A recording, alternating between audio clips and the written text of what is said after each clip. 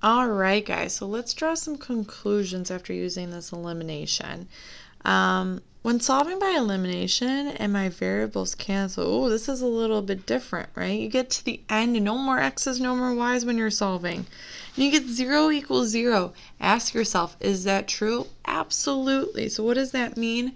That means we have infinitely many, right? Solutions. And then if I have 0 is equal to any number in the world except 0, right? So 0 is equal to 2, 0 is equal to 4, 0 is equal to a negative million. That's not true, so that means there's no solution. Alright, so let's go into example 4 and let's test these out. It says to solve the following systems of equations by using elimination, identify the number of solutions as no solution, one solution, which all the ones that we've been doing right now have been one solutions. You've been always telling me if you scroll up, like this is a one solution. This is the only possible answer I can get. Or you're going to have to write me infinitely many solutions. Remember, we write those in a coordinate as well. So let's start with example A. All right, we got these two guys. So I like that they're lined up. The numbers are not the same right away, which is a-okay. Let's just see if I want to cancel out the y's, okay? So if I see this guy, 6 times what gives me 18? So I'm not quite sure. So I'm going to go 18 divided by 6, which is the reverse of that. Oh, 3. Awesome.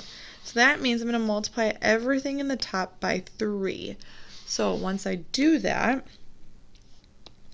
I get a nice 6x, negative 18y equals 36.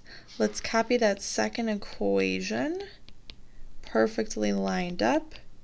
And remember, we're going to add down. All right, and when we add down, I notice, wait a minute, x's cancel. Okay. Wait, the y's cancel. All right, well, everything cancels on the left side of the equal, so I need to put something there. If everything's gone, I need to represent it by 0, right? And 36 and negative 36, those cancel, so I get to this. And looking above, it says if I get a 0 is equal to 0, if something true, right, then that is going to be infinitely many. So we need to write it in a mature way. So remember, x comma, and then we need to put in the special y. So let's take one of our equations. Going back to the original, I'm going to take the top one. And my goal then is to isolate the y. Get it to a y equals. So subtract 2x, negative 6y equals negative 2x plus 12. Divide everything by negative 6.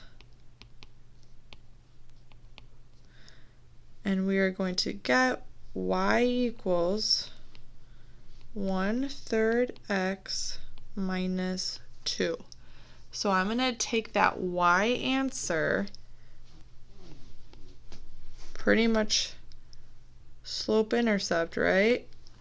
The right side of it, and I'm going to put it into the y spot. You're telling me that is what y is.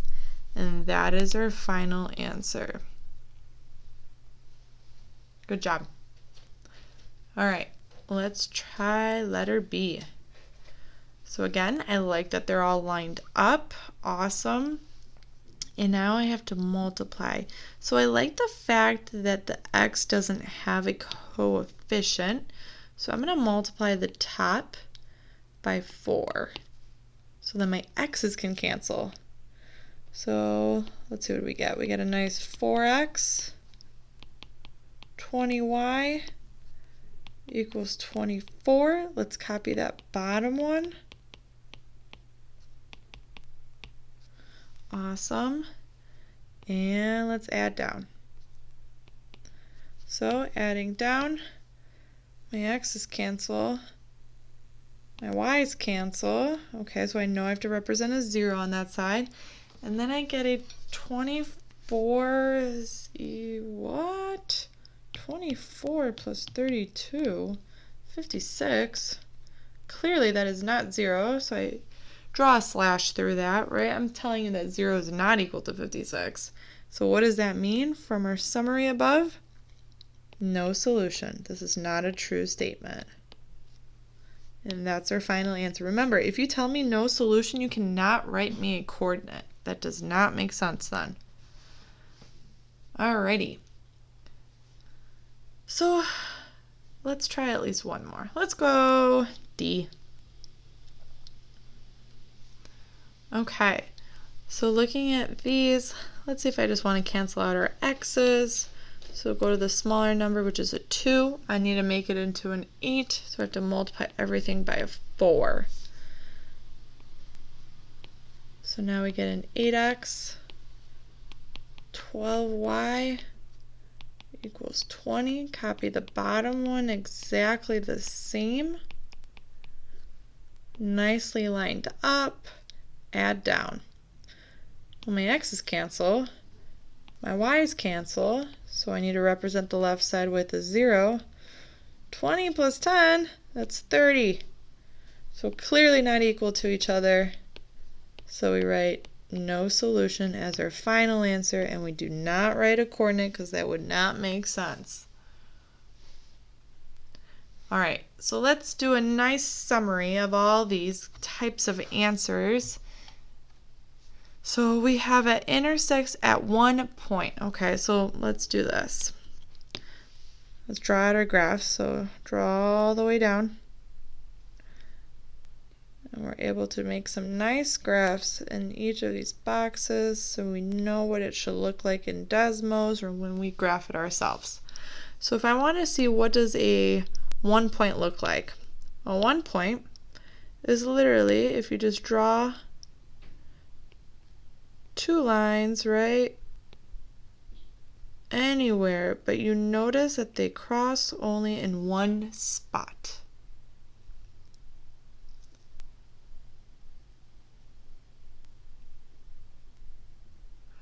Coinciding is the same line.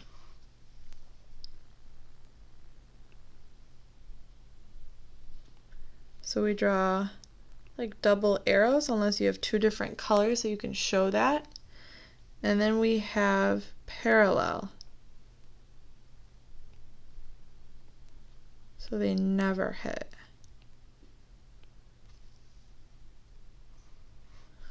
Awesome. So let's try and make up some of these from previous examples. So an example here, right, let's just say that the lines that I gave you, line number 1 would be like y equals negative 1/2 x plus 3. And let's say line number 2 was y equals 3 over 2x minus 7, right? They're going to hit at one spot.